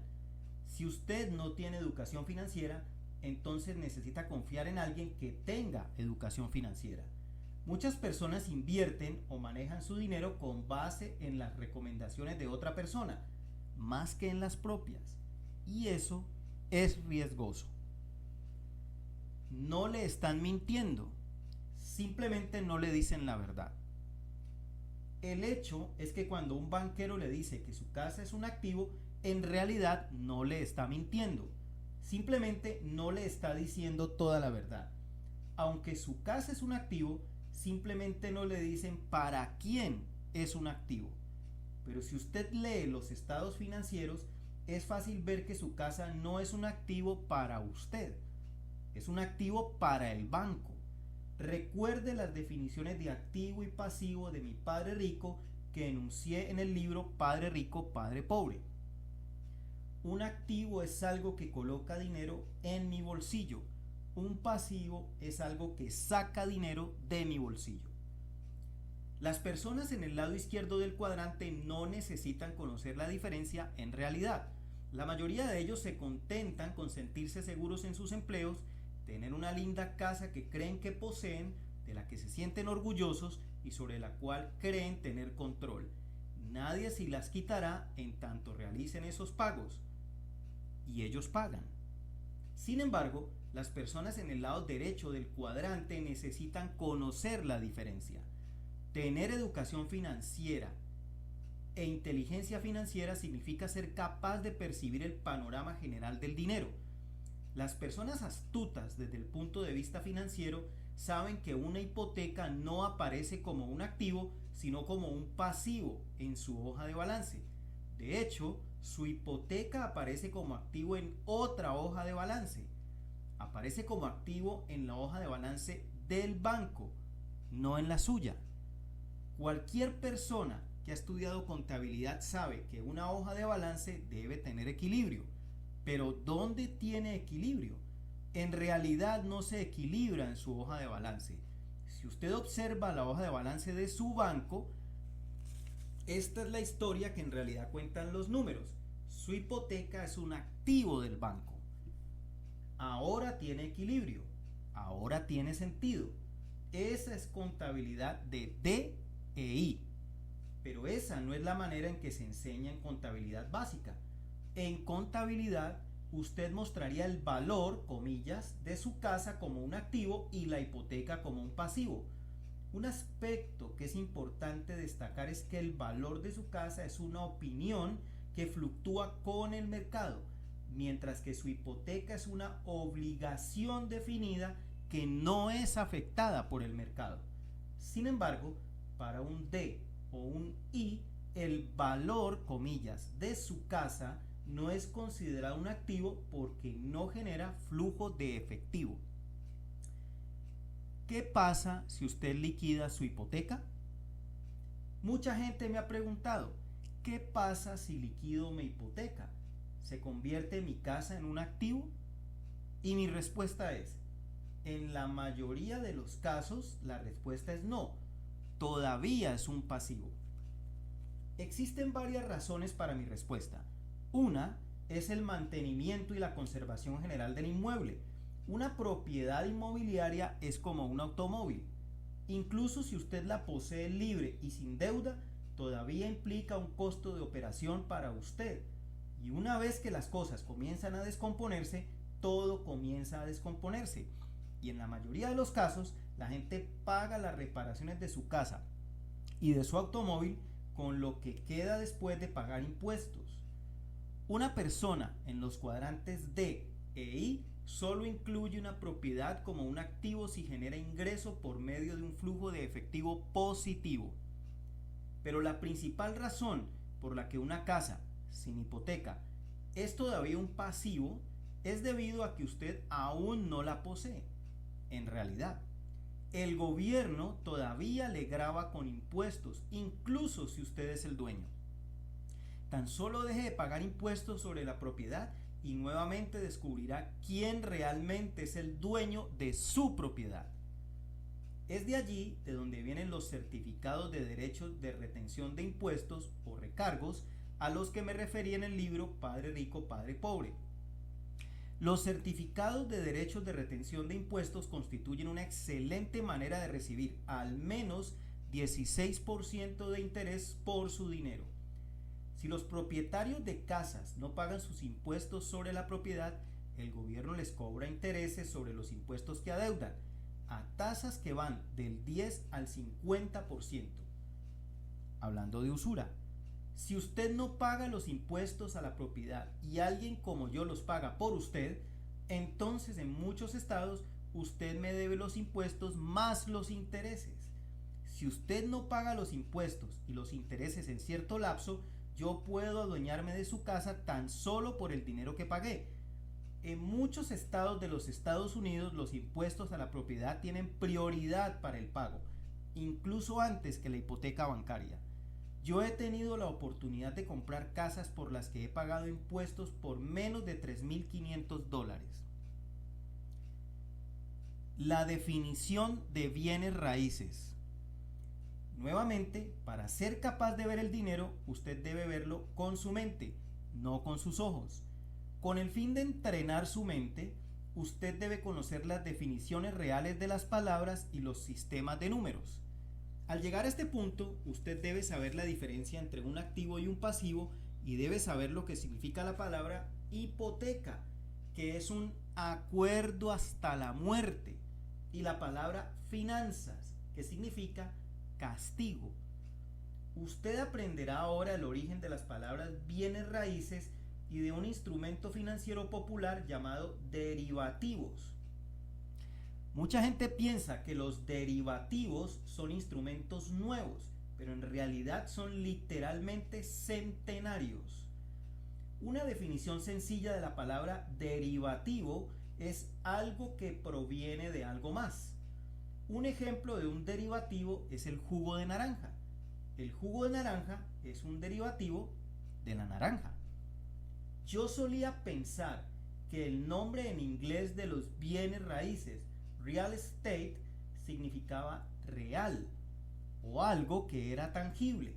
Mi padre rico me explicó que en realidad proviene de la palabra española real, que se relaciona con el rey. El camino real significa que el camino le pertenecía al rey. Y el nombre en inglés, real estate, significa que la propiedad le pertenecía al rey. Una vez que terminó la era agraria y comenzó la era industrial alrededor del año 1500, el poder dejó de basarse en la tierra y la agricultura.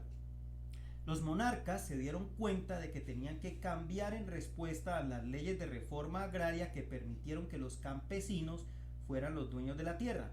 Entonces, la realeza creó los derivativos. Derivativos como los impuestos sobre la propiedad de la tierra e hipotecas, como una forma de permitir que los plebeyos financiaran sus tierras. Los impuestos y las hipotecas son derivativos debido a que se derivan de la tierra. Su banquero no llamaría derivativo a una hipoteca. Los banqueros dirían que la hipoteca está garantizada, comillas, por la tierra. Se trata de diferentes palabras pero de significados similares. De manera que una vez que la realeza se dio cuenta de que el dinero ya no estaba en la tierra, sino en los derivativos que proveían de la tierra, los monarcas crearon bancos para manejar los crecientes negocios. Hoy en día, la propiedad de la tierra se denomina en inglés real estate, porque no importa cuánto pague usted por ella, nunca le pertenecerá en realidad. Todavía le pertenece a los reyes, comillas. ¿Cuál es realmente su tasa de interés? Mi padre rico negoció y peleó duramente por cada uno de los puntos de interés que pagó. Él me formulaba esta pregunta: cuando un banquero te dice que tu tasa de interés es 8% al año, ¿lo es en realidad? Yo descubrí que no lo es si usted aprende a leer los números. Digamos que usted adquiere una casa de $100,000, hace un pago inicial de $20,000 y pide prestado al banco los restantes $80,000 al 8% de interés con un plazo de pago de 30 años. En el curso de 5 años, usted pagará un total de $35,220 al banco, $31,276 de intereses y solo $3,944 por amortización del principal. Si usted obtiene un préstamo a plazo o a 30 años, usted habrá pagado en total $211,323 por el préstamo principal y los intereses, menos lo que usted había pedido prestado originalmente, $80,000. El total de los intereses que usted habrá pagado son $131,323. Por cierto, la cantidad de $211,323 no incluye los impuestos sobre la propiedad ni el seguro sobre el préstamo.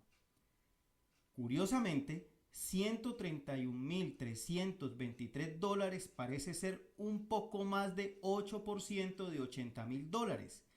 Es como 160% en interés en un plazo de 30 años.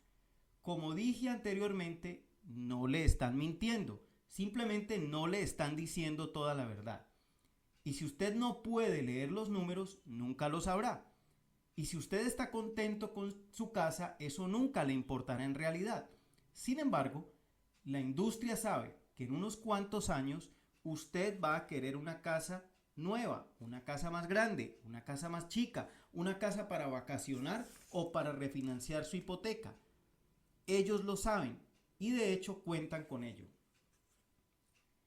El promedio de la industria. En la banca se utiliza un promedio de 7 años como esperanza de vida de una hipoteca. Eso quiere decir que los bancos esperan que la persona promedio compre una nueva casa o refinancie su deuda cada 7 años. Y eso significa, de acuerdo con ese ejemplo, que ellos esperan obtener cada 7 años la devolución de los $80,000 originales más $43,291 en intereses. Y esa es la razón por la que la palabra inglesa que equivale a hipoteca se llama mortgage, que viene de la palabra francesa mortir o acuerdo hasta la muerte.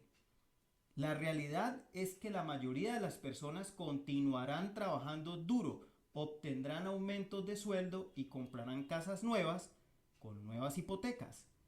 Además de lo anterior, el gobierno proporciona incentivos fiscales que alientan a los contribuyentes a comprar casas más caras, lo que significa impuestos sobre la propiedad más altos para el gobierno. Y no olvidemos el seguro que cada compañía hipotecaria le pide a usted que pague sobre su hipoteca. Cada vez que miro la televisión, veo comerciales donde apuestos jugadores profesionales de béisbol y fútbol americano sonríen y le dicen a usted que tome la totalidad de la deuda de su tarjeta de crédito y la intercambie por un préstamo de consolidación de deuda. De esa manera, usted puede pagar todas esas tarjetas de crédito y obtener un nuevo préstamo a una tasa de interés más baja. Y a continuación le dicen a usted por qué hacer eso es inteligente desde el punto de vista financiero. Un préstamo de consolidación de deuda es una acción inteligente de su parte porque el gobierno le dará una deducción de impuestos por los pagos de interés que usted realice por la hipoteca de su casa. Los televidentes, creyendo que ven la luz, se precipitan a su compañía financiera, refinancian sus casas, pagan sus tarjetas de crédito y piensan que son inteligentes. Unas semanas después, van de compras y ven un nuevo vestido, una nueva podadora de césped, o se dan cuenta de que su hijo necesita una bicicleta nueva, o que ellos necesitan tomar unas vacaciones porque están agotados.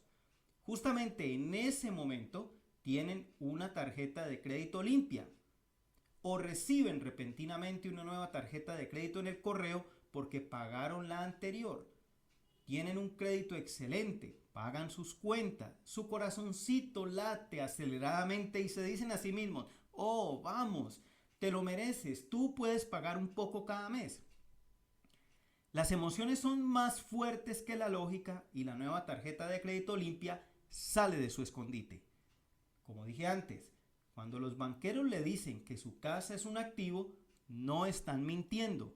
Cuando el gobierno le proporciona un incentivo fiscal por incurrir en deuda, no es debido a que esté preocupado por su futuro financiero. Al gobierno le interesa su propio futuro financiero. De manera que cuando su banquero, su contador, su abogado y sus maestros de escuela le dicen que su casa es un activo, simplemente no le han dicho para quién es un activo. ¿Y qué pasa con los ahorros? ¿Son activos? Ahora bien, sus ahorros realmente son activos. Esa es la buena noticia. Sin embargo, si usted lee sus estados financieros, podrá ver la imagen completa. Aunque es verdad que sus ahorros son activos, cuando usted observa la hoja de balance de su banco, sus ahorros aparecen como un pasivo. Sus ahorros y el balance de su chequera tienen el siguiente aspecto en su columna de activos: ahorros y balance de su chequera en activos. Y esta es la manera en que sus ahorros y el balance de su chequera aparecen en la hoja de balance del banco. Son pasivos sus ahorros y su balance de la chequera. ¿Por qué aparecen sus ahorros y el balance de su chequera como un pasivo para los bancos? Ellos tienen que pagarle intereses por su dinero y les cuesta dinero guardarlo.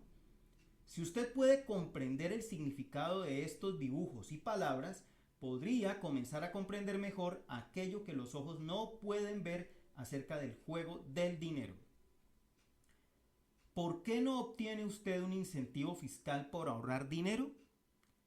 Si usted lo advierte, usted obtiene un incentivo fiscal por comprar una casa e incurrir en deuda, pero no obtiene un incentivo fiscal por ahorrar dinero. ¿Alguna vez se ha preguntado por qué? No tengo la respuesta exacta, pero puedo especular al respecto. Una razón importante es debido a que sus ahorros son un pasivo para los bancos. ¿Por qué pedirían los bancos al gobierno que apruebe una ley que le aliente a poner dinero en el banco? ¿Dinero que constituirá un pasivo para ellos? Ellos no necesitan sus ahorros. Además, los bancos no necesitan en realidad de sus ahorros. Los bancos no necesitan una gran cantidad en depósitos porque pueden, comillas, amplificar el dinero al menos 10 veces. Si usted pone un billete de $1 en el banco por ley, el banco puede prestar $10 y dependiendo de los límites de reserva impuestos por el Banco Central, posiblemente tanto como $20. Eso significa que su billete de $1 se convierte repentinamente en 10 o más. Es magia. Cuando mi padre rico me mostró eso, me enamoré de la idea. En ese momento yo supe que quería ser dueño de un banco, no ir a la escuela para convertirme en empleado del banco. Además de lo anterior, el banco podría pagarle a usted solo 5% de interés por ese billete de $1. Usted se siente seguro como consumidor porque el banco le paga a usted un poco de dinero por su dinero. Los bancos ven eso como buenas relaciones con sus clientes porque si usted tiene ahorros con ellos, usted puede acudir y pedirles dinero prestado. Ellos desean que usted solicite préstamos porque entonces pueden cobrarle un 9% o más sobre lo que usted pide prestado. Mientras le dan 5% por su billete de $1, el banco puede cobrar 9% o más por los $10 de deuda que su billete de dólar ha generado. Recientemente recibí una nueva tarjeta de crédito que anuncia una tasa de interés de 8.9%. Pero si usted comprende la jerga legal que aparece en la letra menuda, se trataba en realidad de 23%. No necesito agregar que corté la tarjeta de crédito a la mitad y la devolví por correo. Ellos obtienen sus ahorros de cualquier forma. La otra razón por la que ellos no le ofrecen un incentivo fiscal por sus ahorros es más obvia. Si usted puede leer los números y ver en qué dirección fluye el efectivo, notará que ellos obtienen sus ahorros de cualquier manera. El dinero que usted podría estar ahorrando en su columna de activos fluye en realidad hacia el exterior de su columna de pasivos, bajo la forma de pagos de interés de su hipoteca en su columna de activos. El patrón de flujo de efectivo tiene el siguiente aspecto en su estado financiero. El gasto es un interés y en la hoja de balance del pasivo aparece la hipoteca. En los estados financieros de su banco aparece que su hipoteca es un activo y se convierten los intereses en un ingreso. Esa es la razón por la que ellos no necesitan que el gobierno le proporcione a usted un incentivo fiscal para ahorrar. Ellos obtienen sus ahorros de cualquier manera, bajo la forma de los pagos de interés sobre la deuda. Los políticos no quieren enredarse con el sistema porque los bancos, las compañías de seguros, la industria de la construcción, las casas de corretaje y otros aportan mucho dinero para las campañas políticas. Y los políticos saben el nombre del juego. El nombre del juego. En 1974, mi padre rico estaba molesto porque el juego estaba siendo jugado en mi contra y yo no lo sabía. Yo había adquirido esta inversión en bienes raíces y había adoptado una posición perdedora. Sin embargo, yo había sido llevado a creer que se trataba de una posición ganadora. Estoy contento de que hayas entrado al juego, me dijo mi padre rico. Sin embargo, dado que nadie te ha dicho en qué consiste el juego, fuiste absorbido por el equipo perdedor. Mi padre rico me explicó entonces los conceptos básicos del juego. El nombre del juego del capitalismo es ¿quién le debe a quién? Una vez que conociera el juego, me dijo que yo podría ser un mejor jugador en vez de alguien que fue atropellado por el juego. En la medida en que usted le deba a más personas, más pobre será. En la medida en que le debas a más personas, más pobre serás, me dijo mi padre rico.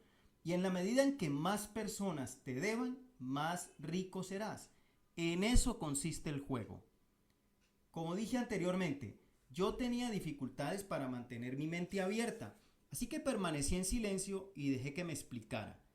Él no decía lo anterior de manera maliciosa, simplemente estaba explicándome el juego de la manera en que lo veía. Todos le debemos algo a alguien.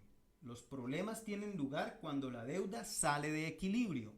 Desafortunadamente, la gente pobre de este mundo ha sido atropellada tan duramente por el juego que a menudo no pueden hundirse más profundamente en la deuda. Lo mismo ocurre en el caso de los países pobres. El mundo simplemente toma de los pobres, de los débiles, de los que carecen de información financiera. Si estás muy endeudado, el mundo se apodera de todo lo que tienes. Tu tiempo, tu trabajo, tu casa, tu vida, tu confianza, y luego toman tu dignidad si los dejas. Yo no elaboré este juego, yo no hago las reglas, pero conozco el juego y practico bien el juego. Te explicaré el juego. Quiero que aprendas a jugar el juego. Luego, una vez que hayas dominado el juego, puedes decidir qué hacer con lo que sabes. El dinero es deuda. Mi padre rico siguió explicándome que incluso nuestra moneda no es un instrumento de la riqueza, sino un instrumento de la deuda. Cada billete de dólar solía estar respaldado por oro o plata, pero actualmente es una promesa de pago con la garantía de que será pagada por los contribuyentes del país que lo emite. En tanto el resto del mundo tenga confianza en que el contribuyente estadounidense trabajará y pagará por esa promesa de pago llamada dinero, el mundo tendrá confianza en nuestro dólar. Si ese elemento clave del dinero, que es la confianza, desapareciera repentinamente, la economía se desplomaría como un castillo de naipes. Y el castillo de naipes se ha desplomado muchas veces a lo largo de la historia. Tomemos el ejemplo de los marcos del gobierno alemán de la República de Weimar, que se volvieron totalmente inútiles justo antes de la Segunda Guerra Mundial. Una historia cuenta que una anciana tenía que empujar una carretilla llena de marcos para comprar una hogaza de pan. Cuando se dio la vuelta, alguien robó la carretilla y dejó la pila de billetes sin valor tirados en la calle.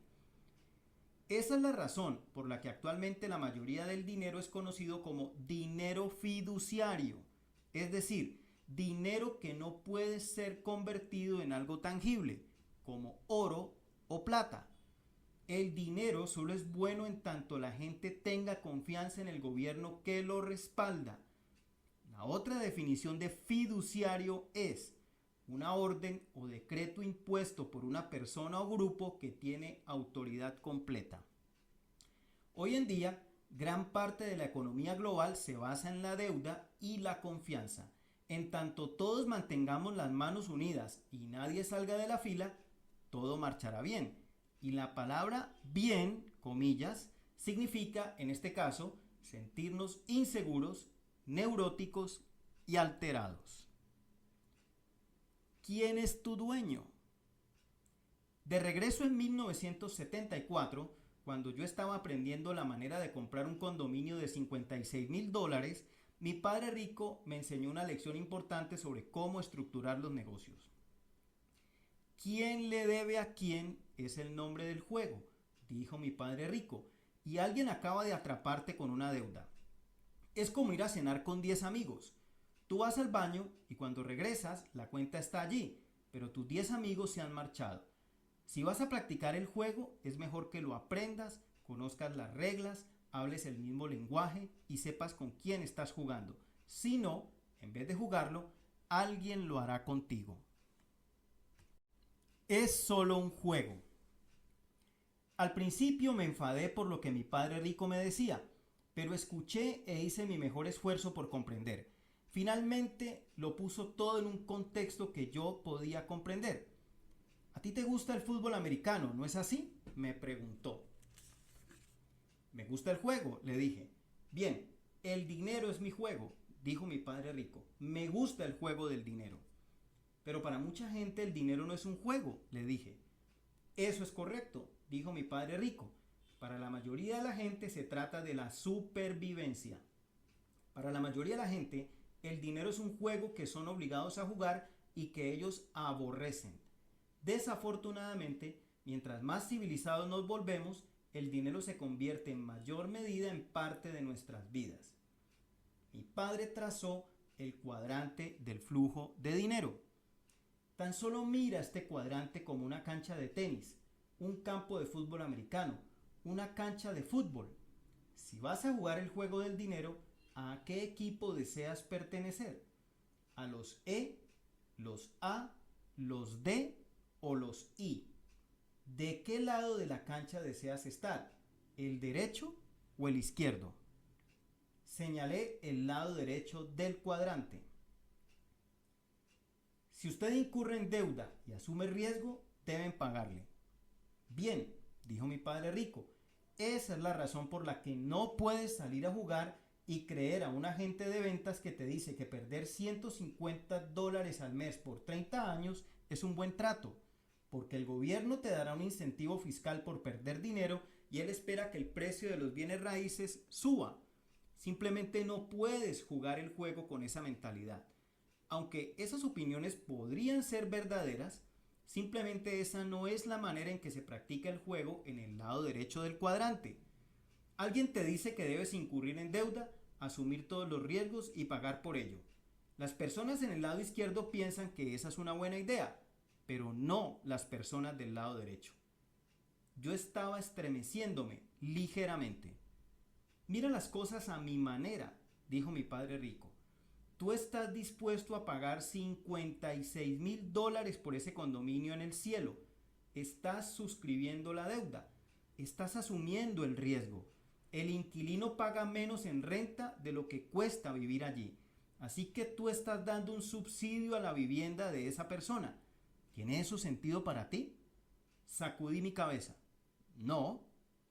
Esta es la manera en que yo practico el juego, dijo mi padre rico. A partir de ahora, si incurres en deuda y asumes riesgo, entonces deberían pagarte. ¿Lo comprendes? Asentí. Ganar dinero es una cuestión de sentido común, dijo mi padre rico. No se trata de ciencia avanzada, pero desafortunadamente, cuando se trata de dinero, el sentido común no es común. Un banquero te dice que incurras en deuda, te dice que el gobierno te dará un incentivo fiscal por algo que realmente no tiene sentido desde el punto de vista de la economía fundamental, y luego un agente de ventas de bienes raíces te dice que firmes los papeles porque puede encontrar un inquilino que te pagará menos de lo que tú estás pagando, solo porque en su opinión el precio subirá. Si eso tiene sentido para ti, entonces tú y yo no compartimos el mismo sentido común. Yo me quedé parado allí, escuché todo lo que dijo y tuve que admitir que me había emocionado tanto por lo que consideré que parecía un buen negocio que dejé de pensar de manera lógica. No pude analizar el negocio. Dado que el negocio parecía bueno, yo me había puesto excitado con la codicia y la emoción y no fui capaz de escuchar más lo que los números y las palabras trataban de decirme. Fue entonces que mi padre rico me dio una regla importante que él ha utilizado siempre. Tú obtienes tu utilidad cuando compras, no cuando vendes. Mi padre rico tenía que estar seguro de que cualquiera que fuera la deuda o riesgo que asumía debía tener sentido desde el día en que compraba. Debía tener sentido si la economía empeoraba o debía tener sentido si la economía mejoraba. Él nunca compró con base en trampas fiscales o pronósticos de bola de cristal sobre el futuro. Un negocio debía tener sentido económico en los buenos tiempos y en los malos. Yo estaba comenzando a comprender el juego del dinero de la manera en que él lo veía, y el juego del dinero consistía en ver a otras personas contrayendo deuda de usted y ser cuidadoso con quien usted incurría en deuda. Hoy en día todavía puedo escuchar sus palabras. Si tú incurres en deuda y corres un riesgo, asegúrate de que te paguen por ello. Mi padre rico tenía deuda, pero era cuidadoso cuando incurría en ella. Sé cuidadoso cuando asumas una deuda, era su consejo. Si incurres en deuda personalmente, asegúrate de que sea pequeña. Si incurres en una gran deuda, asegúrate que alguien más pague por ella. Él veía el juego del dinero y de la deuda como un juego en el que juegan con usted, juegan conmigo y juegan con todos. Se juega de negocio a negocio y se juega de país a país. Él lo veía solo como un juego. El problema es que para la mayoría de la gente el dinero no es un juego. Para la mayoría de la gente el dinero es la supervivencia, a menudo la vida misma. Y dado que nadie les ha explicado el juego, todavía le creen a los banqueros que dicen que una casa es un activo. La importancia de los hechos contra las opiniones. Mi padre rico continuó con su lección. Si deseas ser exitoso en el lado derecho, cuando se trata de dinero tienes que saber la diferencia entre los hechos y las opiniones. No puedes aceptar ciegamente el consejo financiero de la manera en que lo hacen las personas en el lado izquierdo. Debes conocer los números, debes conocer los hechos. Y los números te dicen cuáles son los hechos. Tu supervivencia financiera depende de los hechos, no de las opiniones de algún amigo o consejero. No comprendo. ¿Por qué es tan importante que algo sea un hecho o una opinión?, le pregunté. ¿Es mejor uno que el otro? No, respondió mi padre rico. Solo debes saber cuándo algo es un hecho y cuándo se trata de una opinión. Permanecí allí, aún confundido, con gesto estupefacto en mi rostro. ¿Cuánto vale la casa de tu familia?, preguntó mi padre rico. Estaba usando un ejemplo para ayudarme a salir de la confusión. Yo sé, respondí rápidamente. Mis padres están pensando en venderla, así que le pidieron a un agente de bienes raíces que los visitara para hacer un avalúo. Dicen que la casa vale $36,000. Eso significa que el patrimonio neto de mi padre se ha incrementado en $16,000, porque solo pagó $20,000 por esa casa hace 5 años. ¿Son el avalúo y el patrimonio neto de tu padre un hecho o una opinión?, preguntó mi padre rico. Pensé la respuesta por un momento y comprendí hacia dónde se dirigía. Ambas son opiniones, ¿no es así? Mi padre rico asintió. Muy bien. La mayoría de las personas tiene problemas financieros porque se pasan la vida utilizando opiniones en vez de hechos para tomar las decisiones financieras. Opiniones como: tu casa es un activo, el precio de los bienes raíces siempre sube, las compañías de gran capitalización son su mejor inversión, se necesita dinero para ganar dinero, las acciones siempre han tenido mejor rendimiento que los bienes raíces, debes diversificar tu portafolio, debes ser deshonesto para ser rico, invertir es riesgoso, juega a lo seguro. Me senté allí, sumido en mis pensamientos, y me di cuenta de que la mayoría de las cosas que había escuchado sobre dinero en casa eran en realidad opiniones de la gente y no hechos. ¿Es un activo el oro?, me preguntó mi padre rico, despertándome de mi ensueño. Sí, claro, le respondí. El oro ha sido el único dinero verdadero que ha soportado el paso del tiempo. Allá vas nuevamente, sonrió mi padre rico. Todo lo que haces es repetir la opinión de alguien más sobre qué es un activo en vez de revisar los hechos. El oro solamente es un activo, de acuerdo con mi definición, si lo adquieres por menos de lo que lo vendes, dijo lentamente mi padre. En otras palabras, si lo compras por $100 y lo vendes por $200, es un activo. Pero si compras una onza por $200 y la vendes por $100, entonces el oro en esa transacción es un pasivo. Son las verdaderas cifras financieras de la transacción lo que en última instancia te dicen cuáles son los hechos.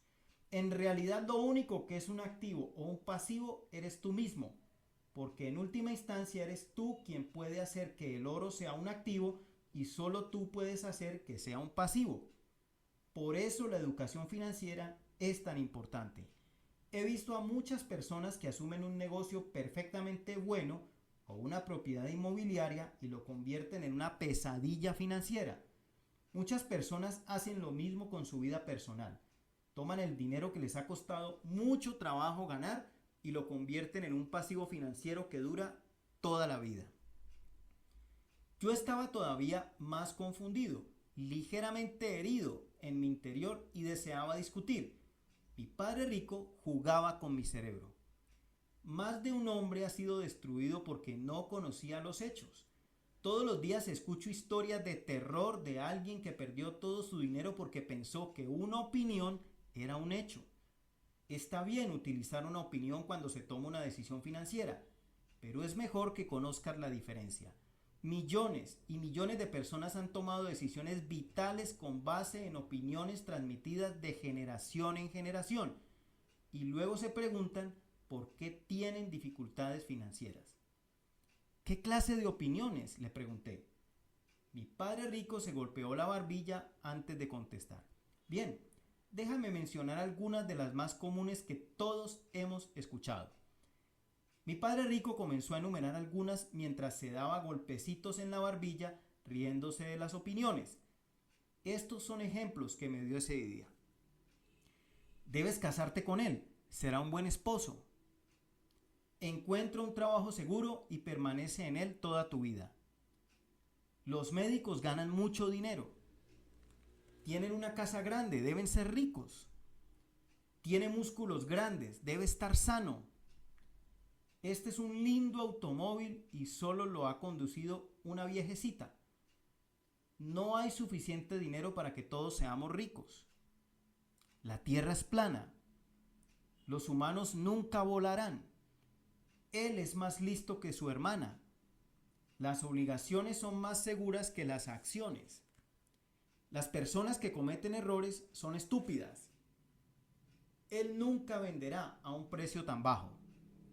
Ella nunca saldrá contigo. Invertir es riesgoso. Nunca seré rico.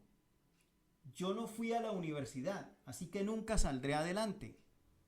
Debes diversificar tus inversiones. No debes diversificar tus inversiones. Mi padre rico siguió y siguió hasta que finalmente pude decirle que yo estaba cansado de escuchar sus ejemplos de opiniones. Muy bien, le dije, finalmente, ya escuché suficientes. ¿Cuál es tu argumento? Pensé que nunca me detendrías, dijo sonriente mi padre rico. El argumento es que la mayoría de las vidas de las personas están determinadas por sus opiniones en vez de los hechos. Para que la vida de una persona cambie, primero necesitan cambiar sus opiniones y luego considerar los hechos. Si tú puedes leer estados financieros, serás capaz de ver los hechos no solo del éxito de la compañía financiera. Si puedes leer los estados financieros, podrás decir inmediatamente cómo le va a un individuo en vez de seguir tus opiniones o las de alguien más. Como dije antes, una cosa no es mejor que la otra. Para ser exitoso en la vida, especialmente desde el punto de vista financiero, debes saber la diferencia. Si no puedes verificar algo como un hecho, entonces se trata de una opinión. La ceguera financiera tiene lugar cuando una persona no puede leer los números, así que ellos deben aceptar la opinión de alguien más. La locura financiera es causada cuando las opiniones son utilizadas como hechos. Si quieres estar en el lado derecho del cuadrante, debes conocer la diferencia entre los hechos y las opiniones. Pocas lecciones son tan importantes como esta. Me senté a escucharlo en silencio, haciendo mi mejor esfuerzo para comprender lo que decía. Se trataba obviamente de un concepto sencillo, sin embargo era más de lo que mi cerebro podía aceptar en ese momento. ¿Sabes lo que significa diligencia de vida?, preguntó mi padre rico. Sacudí la cabeza. La diligencia de vida simplemente significa encontrar qué cosas son opiniones y cuáles son hechos. Cuando se trata de dinero, la mayoría de la gente es floja o busca atajos, así que no hacen suficiente diligencia de vida. Y también hay otras personas que tienen tanto miedo a cometer errores que todo lo que hacen es diligencia de vida y luego no hacen nada.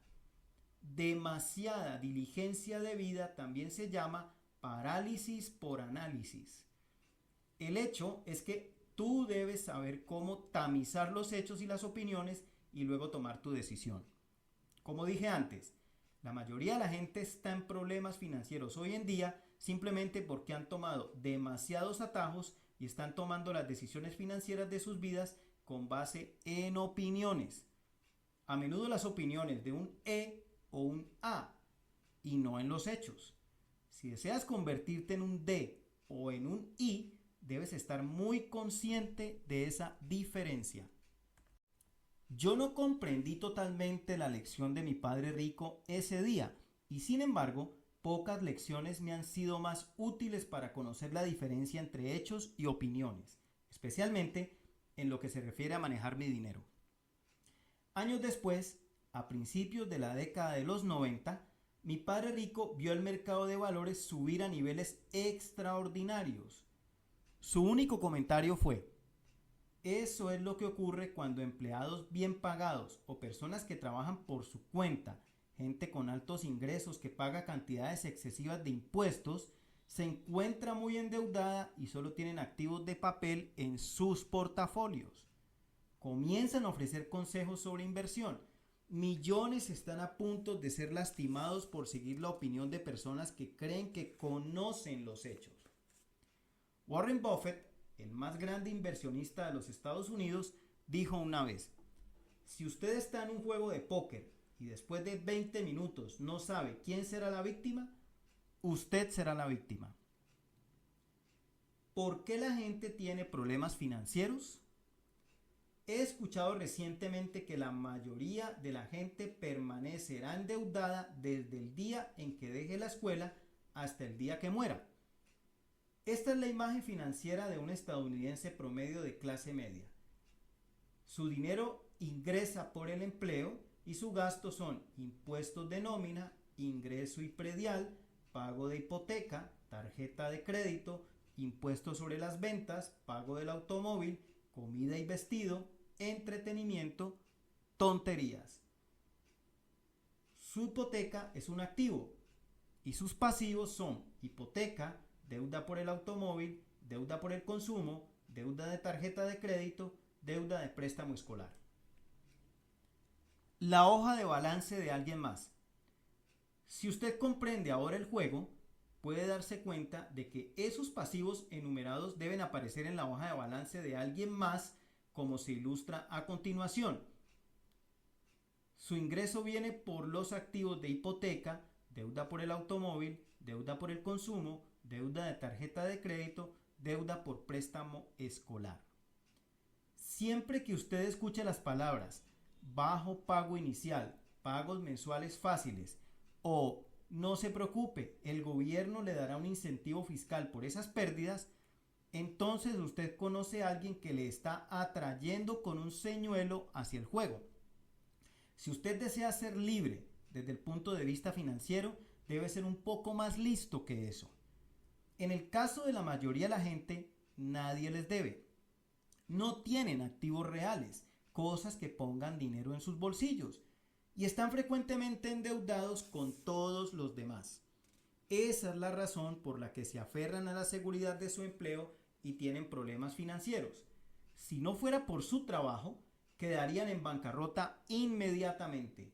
Se ha dicho que el estadounidense promedio está a menos de 3 cheques de sueldo de la bancarrota, solo porque buscaron una vida mejor y fueron atropellados por el juego. La baraja estaba marcada en su contra. Ellos todavía piensan que su casa, su auto, sus palos de golf, sus vestidos, su casa de vacaciones y otras cosas semejantes son activos. Ellos creyeron lo que alguien más les dijo. Tuvieron que creerlo porque no pueden leer números financieros. No pueden distinguir los hechos de las opiniones. La mayoría de las personas van a la escuela y aprenden a ser jugadores en el juego, pero nadie les explicó el juego.